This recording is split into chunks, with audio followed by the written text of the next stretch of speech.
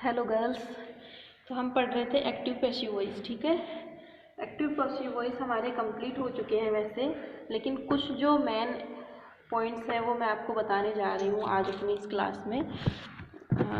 हालांकि ये छोटा सा वीडियो बना रही हूँ मैं, ये उसी के साथ कंटिन्यू देखना है आपको। एक्टिव पैसिव वॉइस का ही पार्ट है ये, एंड इसको आपके एग्ज़ाम के अकॉर्डिंग इसमें कुछ इम्पोर्टेंट्स क्वेश्चन जो होते हैं, मेन चीज़ें जो होती हैं वो बता रही हूँ। ठीक है, तो हम जब हमारी जो वॉइस होती है, ठीक है, गौर से देखेंगे आप इसको और सीखेंगे। ठीक है, अरे वॉइस मीन्स आवाज़। मैंने बोला था कि आवाज़ जो होती है वो दो तरीके की होती है, एक्टिव और दूसरी पैसिव। एक्टिव मीन्स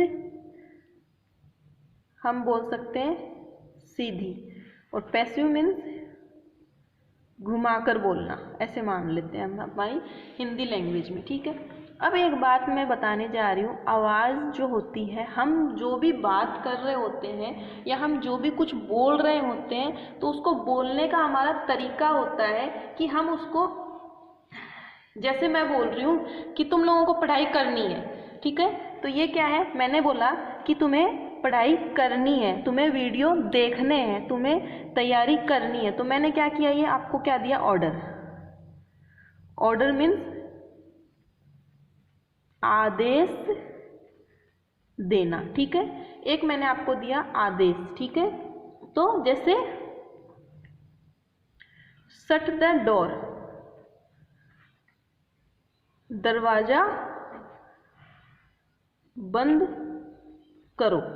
एक मैंने बोला दरवाजा बंद करो, शट द डोर। ठीक है, ऑर्डर दिया मैंने। ठीक है, ये भी वॉइस का ही पार्ट है। दूसरा मैंने बोला कि help the poor, help the poor, गरीबों की सेवा करो। ठीक है, एक मैंने दिया, ये मैंने क्या दिया, ये मैंने आप लोगों को एडवाइस दी है, मीन्स की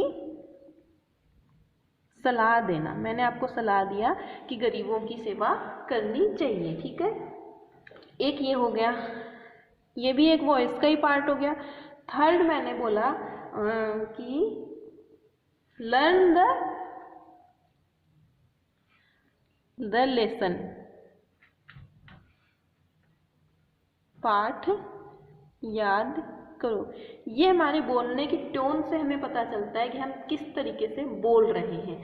तो ये मैंने आपसे रिक्वेस्ट कर ली। भाई आप ज़्यादा बदमाश हो गए हो एंड बात नहीं मानते हो तो क्या कर सकते हैं, रिक्वेस्ट कर सकते हैं। भाई प्रार्थना कर ली मैंने कि प्रार्थना करना। ठीक है, तो ये तीन तरीके के हमारे पास क्या है, सेंटेंस आए हैं। ठीक है, तो ये तीनों क्या वॉइस है तो आवाज़ ही होने को तो, लेकिन आवाज़ के तरीके अलग अलग है। यहाँ पे क्या है, आवाज़ के तरीके अलग अलग है। In the one thing there is I ordered you, and the second thing there is I advised you.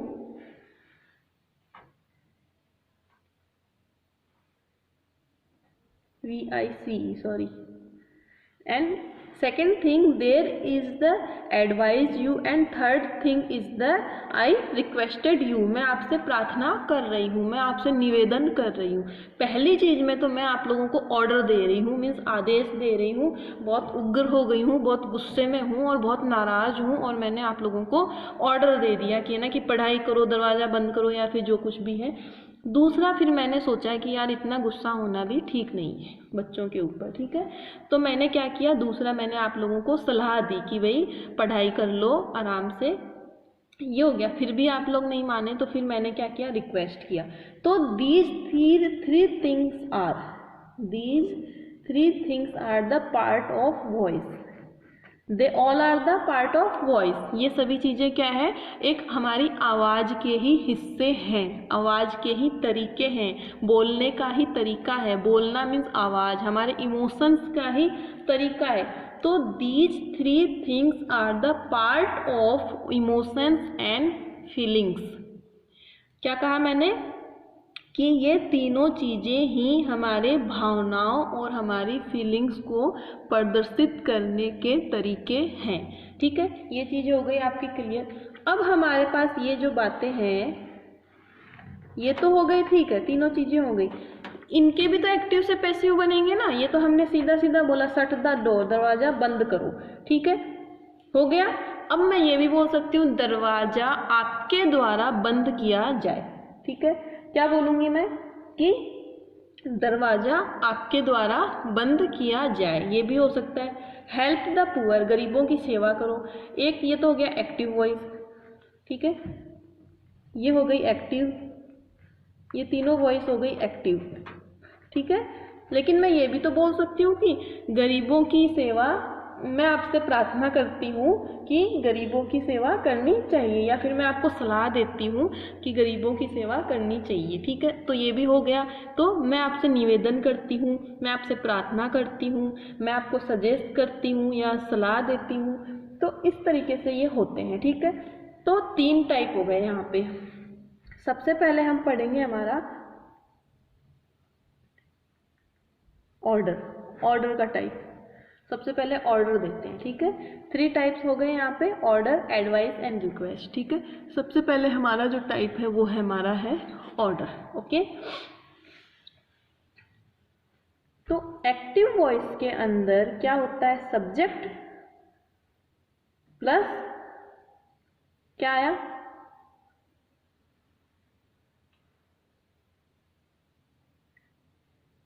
Main verb, form plus object, ये होता है आपका। ठीक है, लेकिन इसको आपको याद नहीं रखना है, कोई बात नहीं। हम सिर्फ पैसिव वॉइस का बनाएंगे। पैसिव वॉइस के ऑर्डर वाले सेंटेंस के अंदर क्या आता है, पहले लेट, ये आता है, ये मेन चीज है। Let plus object plus B and main verb के साथ थर्ड फॉर्म, ये होता है। ठीक है, इस तरीके से होता है पैसिव वॉइस के ऑर्डर वाले सेंटेंस में। अब जैसे हमारे पास है ये, जैसे यही था शट द डोर। ठीक है, तो क्या होगा, ऑब्जेक्ट क्या है, द डोर ऑब्जेक्ट है, शट मीन्स बंद करना, तो ये हो गई मेन वर्ब। अब आप इसमें बोलोगे कि इसमें ना तो हेल्पिंग वर्ब है और ना ही सब्जेक्ट है, तो ठीक है। तो मैंने आपको पहले भी ये कहा हुआ है कि बिना सब्जेक्ट के पैसिव वॉइस तो बनते हैं, लेकिन बिना ऑब्जेक्ट के पैसिव वॉइस नहीं बनते हैं। सब्जेक्ट नहीं होगा कोई बात नहीं, चल जाएगा, लेकिन पैसिव वॉइस बनाते टाइम पे ऑब्जेक्ट का होना बहुत ज़्यादा ज़रूरी है।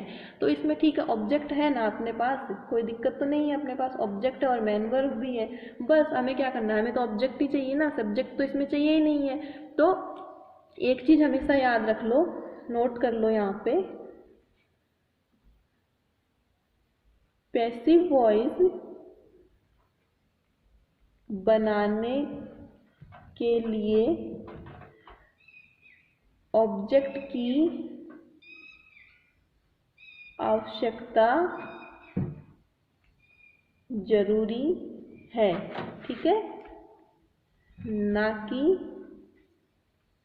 सब्जेक्ट की, ये याद रख लो। ठीक है, ये याद रख लो आप।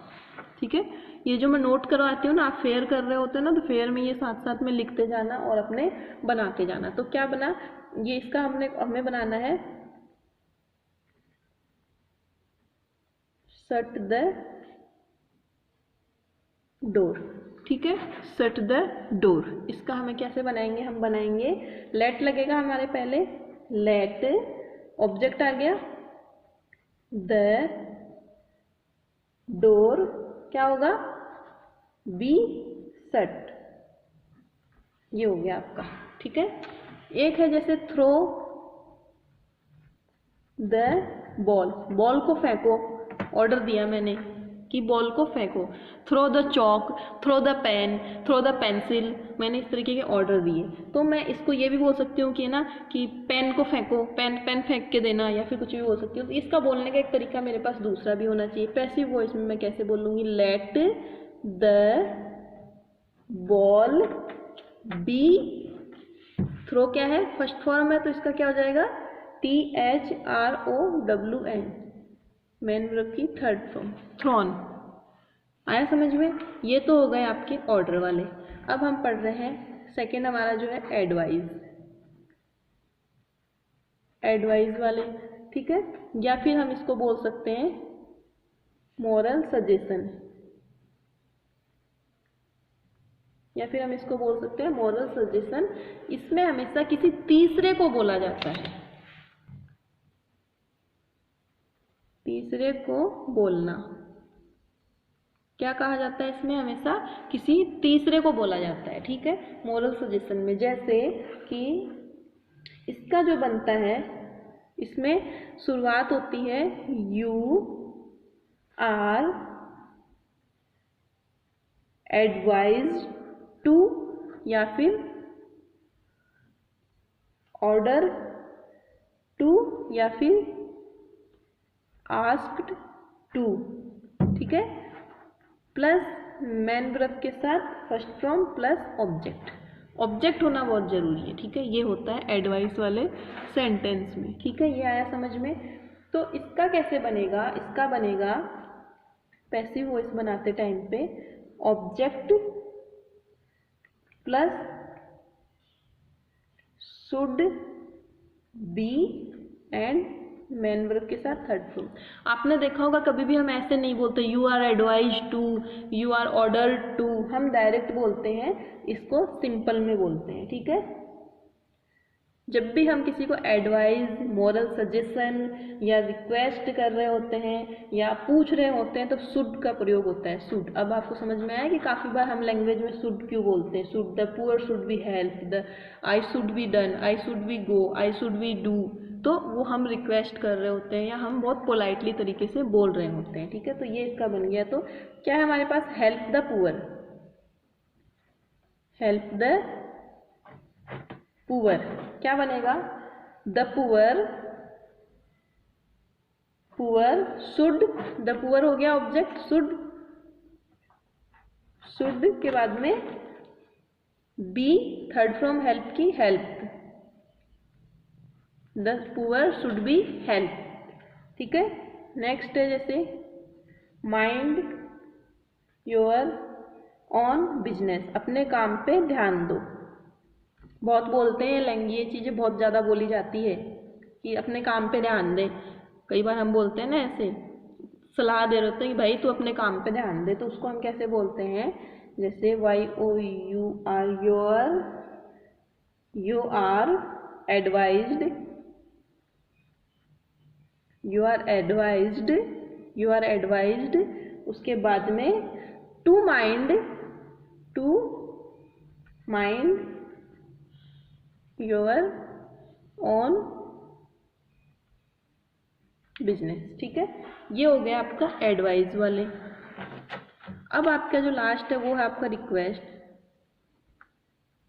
रिक्वेस्ट वाले भी हम पढ़ लेते हैं साथ साथ में। तो इसमें क्या होता है? इसमें होता है you are requested to plus main verb के साथ फर्स्ट फॉर्म प्लस ऑब्जेक्ट, ठीक है।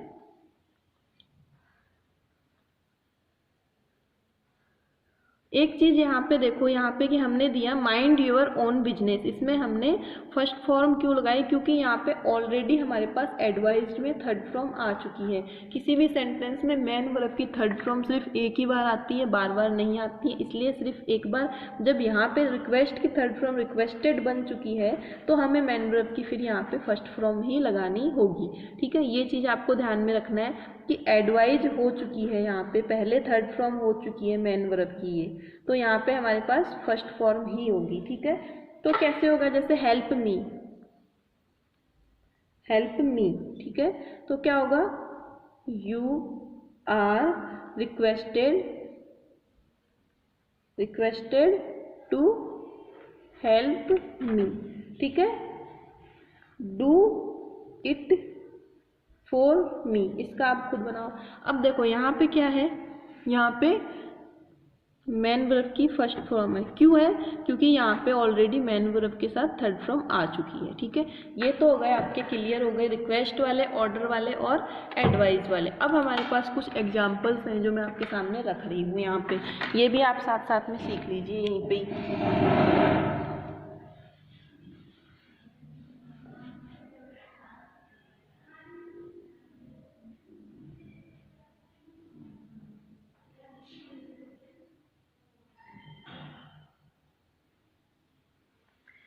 जैसे है लर्न द पोयम, ठीक है, कविता को याद करो। कैसे बनेगा? हमने ऑर्डर दिया, ये क्या है? ऑर्डर। ठीक है, मैं इधर ओ लगा देती हूँ ऑर्डर वाले के। Order let the poem be learn. मैंने बताया था ऑर्डर वाले में क्या लगता है?